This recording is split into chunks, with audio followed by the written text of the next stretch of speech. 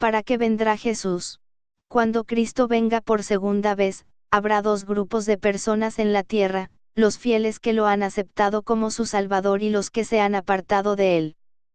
Cuando Él venga, todo creyente que haya practicado la verdad, participará en la gloriosa celebración de su venida. Dos acontecimientos hacen posible esta reunión universal, la resurrección de los justos muertos y la traslación de los justos que estén vivos. Razones de la segunda venida de Jesús. La segunda venida presenta 6 grandes propósitos. Número 1. Juntar a los escogidos. Mateo 24:31. Y enviará sus ángeles con gran voz de trompeta, y juntarán a sus escogidos, de los 4 vientos, desde un extremo del cielo hasta el otro. Un importante aspecto del establecimiento del reino eterno de Cristo, es la reunión de todos los salvos y su entrada en la ciudad celestial que Cristo ha preparado, según San Juan 14:3. Y si me fuere y os preparare lugar, vendré otra vez, y os tomaré a mí mismo, para que donde yo estoy, vosotros también estéis. Mateo 25:32-34. Y serán reunidas delante de él todas las naciones, y apartará los unos de los otros, como aparta el pastor las ovejas de los cabritos. Y pondrá las ovejas a su derecha, y los cabritos a su izquierda. Entonces el rey dirá a los de su derecha: venid, benditos de mi Padre, heredad el reino preparado para vosotros desde la fundación del mundo. Heredar, significa recibir posesión de alguna propiedad. En el principio, el hombre fue designado como rey de este mundo, Génesis capítulo 1 versículo 28, pero, como resultado del pecado, perdió su dominio. Daniel profetizó acerca del momento cuando los santos heredarían el reino eterno. Daniel capítulo 7 versículo 27. Y que el reino, y el dominio y la majestad de los reinos debajo de todo el cielo, se ha dado al pueblo de los santos del Altísimo, cuyo reino es reino eterno, y todos los dominios le servirán y obedecerán. El plan original de Dios para este mundo, interrumpido por la entrada del pecado, finalmente culminará con éxito y la voluntad divina será suprema en esta tierra, así como lo es en el cielo. La resurrección de los muertos en Cristo. Los creyentes que han perdido su vida, tienen el privilegio de llegar a ser participante de la resurrección de Jesús, como lo dice la Biblia en Romanos capítulo 6 versículo 5 y Filipenses capítulo 3 versículo 10. Primera carta a los Corintios capítulo 15, versículos del 51 al 53.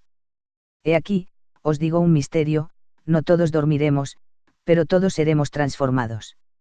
En un momento, en un abrir y cerrar de ojos, a la final trompeta, porque se tocará la trompeta, y los muertos serán resucitados incorruptibles, y nosotros seremos transformados.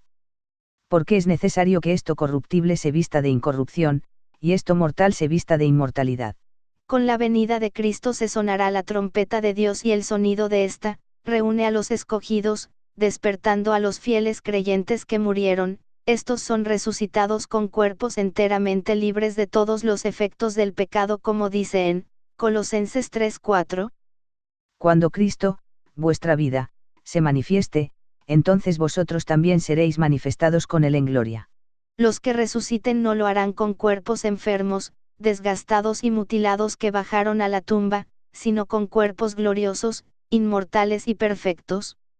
El plan de Dios para los que han muerto en Cristo, es que descansen de un sueño inconsciente, la muerte, esperando la resurrección, que será el momento cuando recibirán la recompensa de una vida eterna, como lo menciona el apóstol Pablo. Segunda carta a Timoteo capítulo 4, versículos del 7 al 8. He peleado la buena batalla, he acabado la carrera, he guardado la fe. Por lo demás, me está guardada la corona de justicia, la cual me dará el Señor, juez justo, en aquel día, y no solo a mí, sino también a todos los que aman su venida.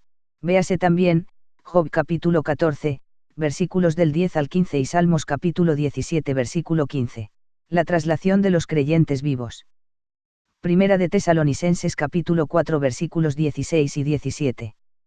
Porque el Señor mismo con voz de mando, con voz de arcángel, y con trompeta de Dios, descenderá del cielo, y los muertos en Cristo resucitarán primero.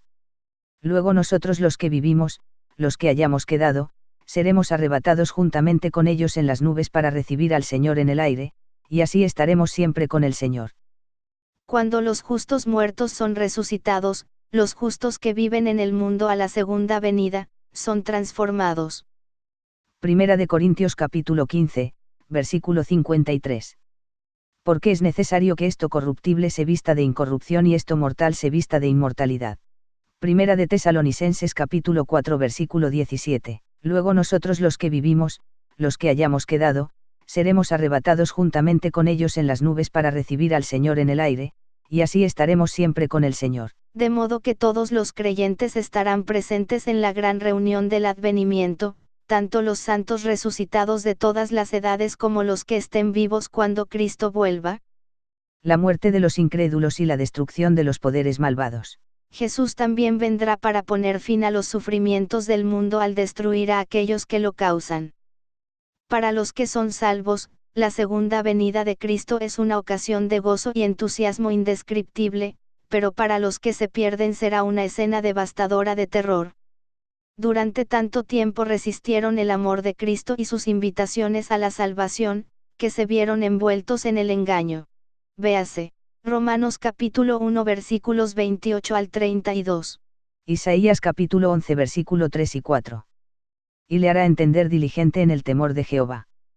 No juzgará según la vista de sus ojos, ni arguirá por lo que oigan sus oídos. Sino que juzgará con justicia a los pobres, y arguirá con equidad por los mansos de la tierra, y herirá la tierra con la vara de su boca, y con el espíritu de sus labios matará al impío. Los impíos no podrán soportar su presencia deslumbrante. Cuando ven venir a aquel que rechazaron, el cual viene como Rey de reyes y Señor de señores, saben que ha llegado la hora de su destrucción. Sumidos en el terror y la desesperación, claman a la creación para que les ofrezca refugio. Apocalipsis capítulo 6 versículos 16 y 17. Y decían a los montes y a las peñas, caed sobre nosotros, y escondednos del rostro de aquel que está sentado sobre el trono, y de la ira del Cordero. Porque el gran día de su ira ha llegado, y ¿quién podrá sostenerse en pie? Esta misma escena es descrita también en Isaías 2, 19. Y se meterán en las cavernas de las peñas y en las aberturas de la tierra, por la presencia temible de Jehová, y por el resplandor de su majestad, cuando él se levante para castigar la tierra. Ver los versículos 20 y 21 de Isaías capítulo 2. En ocasión de la segunda venida de Cristo, Dios también destruye a Babilonia, la unión de todas las religiones falsas, descrita en Apocalipsis capítulo 18 versículo 8, capítulo 19 versículo 2 y 20, también es destruido el jefe de esta confederación, el misterio de iniquidad, el hombre de pecado, el hijo de perdición descrito en Segunda de Tesalonicenses capítulo 2 versículos 8 y 9. Y entonces se manifestará aquel inicuo, a quien el Señor matará con el espíritu de su boca, y destruirá con el resplandor de su venida. Inicuo cuyo advenimiento es por obra de Satanás, con gran poder y señales y prodigios mentirosos. Restaurar la tierra. Romanos capítulo 8 versículos del 19 al 22. Porque el anhelo ardiente de la creación es el aguardar la manifestación de los hijos de Dios. Porque la creación fue sujetada a vanidad, no por su propia voluntad, sino por causa del que la sujetó en esperanza.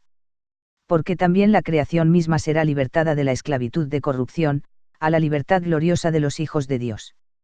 Porque sabemos que toda la creación gime a una, y a una está con dolores de parto hasta ahora. Pablo describe la creación como que está sufriendo dolores de parto mientras aguarda la gloriosa liberación. La naturaleza ha estado sujeta a la maldición del pecado, Génesis capítulo 3 versículo 17, y anhela su renovación. El parto de la creación ha continuado desde el tiempo de la entrada del pecado, y el sufrimiento no terminará hasta la segunda venida de Cristo. Toda la creación espera participar de la liberación que se producirá cuando aparezca Cristo. De acuerdo a sus promesas, Dios creará un cielo nuevo y una nueva tierra. Isaías capítulo 65 versículo 17. Porque he aquí que yo crearé nuevos cielos y nueva tierra, y de lo primero no habrá memoria, ni más vendrá al pensamiento.